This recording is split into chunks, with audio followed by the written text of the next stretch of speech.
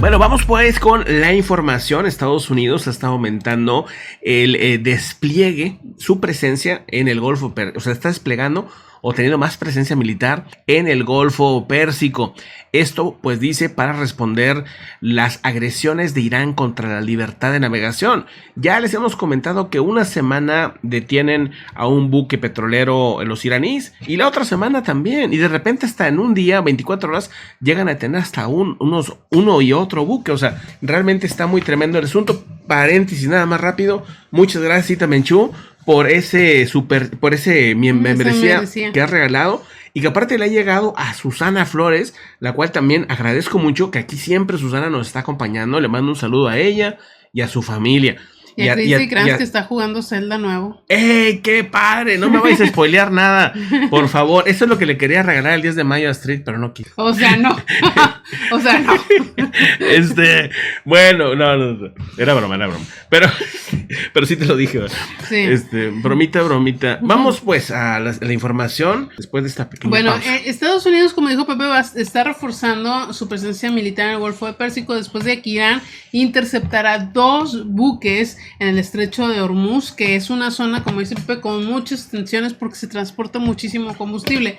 Y dice Kirby, Estados Unidos no permitirá que potencias extranjeras o regionales pongan en peligro la libertad de navegación a través de las vías fluviales del Oriente Próximo, incluido el estrecho de Hormuz. Sí. Hoy el Departamento de Defensa tomará una serie de medidas para reforzar nuestra postura defensiva. Explicó que simplemente no hay justificación para las acciones iraníes que buscan interferir, hostigar o atacar a los buques de la región. Hay una serie que me gustaría que vieran.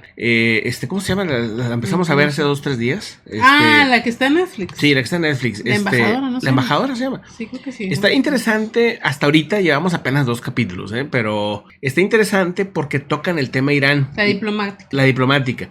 Tocan el tema Irán y tiene algunas referencias reales de cosas que han pasado. Entonces dije, mira, está interesante. Esto no está tan desapegado de la realidad, ¿no? Hasta ahorita. Y no te ponen tampoco la típica serie así que te ponen a los iraníes súper mega villanos. No. O sea, no te los ponen así. O sea, está interesante. Como yo creo que más o menos pasan las cosas de repente, ¿no? Porque de repente te ponen las cosas como si fueran los malos contra los buenos. Y pues no necesariamente es así. O sea, son simplemente políticos muy distintos, creencias muy diferentes o intereses demasiado diferentes. Pero siempre la diplomacia y la inteligencia intentan como medio equilibrar las cosas, ¿no? Entonces de eso se trata la serie, aparentemente, por lo menos en los primeros 2 capítulos.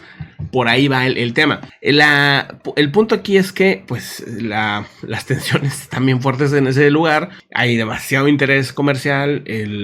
Bueno, no he visto que si Panamá ha dicho algo, porque luego algunos buques, ya es que como que Panamá tiene muchos buques que aunque son bandera panameña, pues realmente son mercancías de Estados Unidos o otras cosas, o petróleo de otros países. Pero está bien interesante porque es una zona en la que si llega Irán a ponerse muy bravo en esa región, pues sí afectas la economía de todo el mundo, ¿no? O sea, sí es un tema preocupante y llama la atención que ahora Irán pues ya se lleve bien con Arabia Saudita. O sea que ese es también pues otro de los temas que me imagino preocupa ahora mismo a Estados Unidos, ¿no? Exactamente. Pues bueno, por el momento la quinta flota va a estar ahí presente.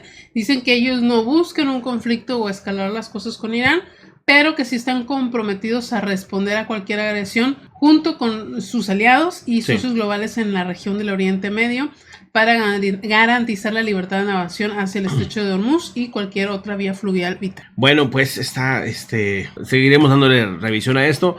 El Golfo Pérsico vuelve a ser importante entonces, ¿no? Después de Kuwait y de todos estos problemas que hubo en aquel tiempo. Vamos a otra noticia importante. Bueno, hay un grupo, ¿no? que está desafiando a Vladimir Putin. Exactamente, ¿no? eso. Perdón, vamos a dar la introducción, ¿verdad? O sea, es el grupo de Igor Girkin, ¿verdad? Igor Girkin, nos preguntábamos, Astrid y yo, hace unos días, semanas por ahí. Vivo? Deja tú siguiera vivo, o sea, ¿cómo le hace para criticar tanto a Vladimir Putin y criticar al régimen y criticar a Sergei Segul y a la estrategia que han seguido dentro de Rusia? Se ha vuelto un como ex comandante ruso, y de dentro de Rusia crítico del régimen. Crítico, no crean que como que hay para ser más tranquilo a Rusia y ser más pacífico. No, o sea, si está igual o capaz que hasta más conflictivo que Vladimir Putin. O sea, la verdad es que no es que sea... Como que los opositores, ¿no? En Rusia, pues no es que sean más buena onda que Vladimir Putin. O sea, uno de ellos es Prigozhin, otro de ellos es Igor Girkin y los otros más están en las mismas. O sea, ya si te vas a Sergei Lavrov y todos esos, Dmitry Medvedev y todos, también locos también. O sea, también muy agresivos, ¿no? Medvedev como que, pues es un títere. Se adapta, porque cuando yo he visto como reuniones cuando él era presidente, si recuerdan, estuvo como un pedacito calentándole la silla al Putin, ¿no? Para que no se le enfriara. Sí. Se ve súper relajado con Obama y todo ese rollo. Bueno, se la pasaba, si lo has visto entonces en entrevistas, se la pasaba haciendo bromas. Sí, o sea, se ve que estaba bien feliz porque estaba recibiendo un cheque por hacer nada. Hablaba de ovnis. O sea, yo me acuerdo que varias veces en la Ruta Verde hablamos de él porque le gustaba hablar de los ovnis y de supuestos encuentros que había. O sea, vamos, que... Es un gran actor. Es un buen actor, se adapta. Sí, exactamente. Pues bueno, este se llama El Club de los Patriotas Enojados, el Club de los Patriotas Furiosos, y quieren ingresar a la política como un partido de oposición. No tienen ninguna instrucción formal o informal del Kremlin, y pues bueno, el que lo dirige es Igor Girkin, que fue una parte fundamental para anexarse Crimea en el 2014, y de hecho organizó una milicia prorrusa. Tiene muchas ondas que hasta en un punto lo tienen en problemas con el occidente, ¿no? Dice, en una entrevista dice, se está gestando una crisis sistemática en Rusia, o ya está en crisis, mientras la temperatura de la sociedad está aumentando. Estamos en la cúspide de cambios políticos internos muy graves y de carácter catastrófico. Todas las fuerzas sanas necesitan crear organizaciones que participen en batallas políticas, que es inevitable y que ya ha comenzado. Entonces, bueno, él habla de Vladimir Putin como una persona, pues, básicamente ingenua. Varias veces lo ha criticado bastante fuerte sobre esta guerra, que él sí le llama guerra. Ha criticado el hecho que no se le llama guerra porque no se está protegiendo a los soldados. Exacto, es una falta de respeto para todos los soldados que están perdiendo la vida y todo eso. Sí está muy, muy tremendo. Porque pues no se les va a dar como ese honor de, oye, bueno, moriste, pero al menos moriste en una guerra, ¿no? O sea, moriste en una operación militar especial, ¿no? O sea, es como que, y está muy molesto, ¿no? Yo creo que sí representa, por eso también se siente seguro. Y ha sido muy popular y tiene cientos de miles de personas que lo siguen. No está en la encuesta, ¿verdad? No lo pusieron en la encuesta porque sería seguramente muy popular, o sea, hasta en primer lugar. Tiene cientos de miles de personas que lo siguen en redes y cosas así. Entonces, es un personaje que, pues me imagino también le llama la atención a Vladimir Putin y no ha desaparecido porque sí hay un grupo paramilitar que lo protege, igual que Prigozhin. Prigozhin. Sí, Kadyrov sí es de que lo que diga Putin, Sí, pero pues Kadyrov tiene su reinito, ¿no? O sea, sí tiene su reino, tiene también sus soldaditos que lo protegen. Sí, no, pero Kadyrov sí, yo nunca he visto que critique a Rusia, ¿no? O sea... No se ha atrevido. Sí, no, porque le pasan una lana. Ese es el típico bully que tú le pagas para que no te moleste. O sea, pues no va a hablar mal de ti, ¿verdad? Pues pasas una lana. Pues bueno, es el tema ahorita con Igor Girkin, nuevo grupo militar, bueno, nuevo grupo político militar, ¿no? Político militar, ahí en esa región. Vamos a otro asunto importante.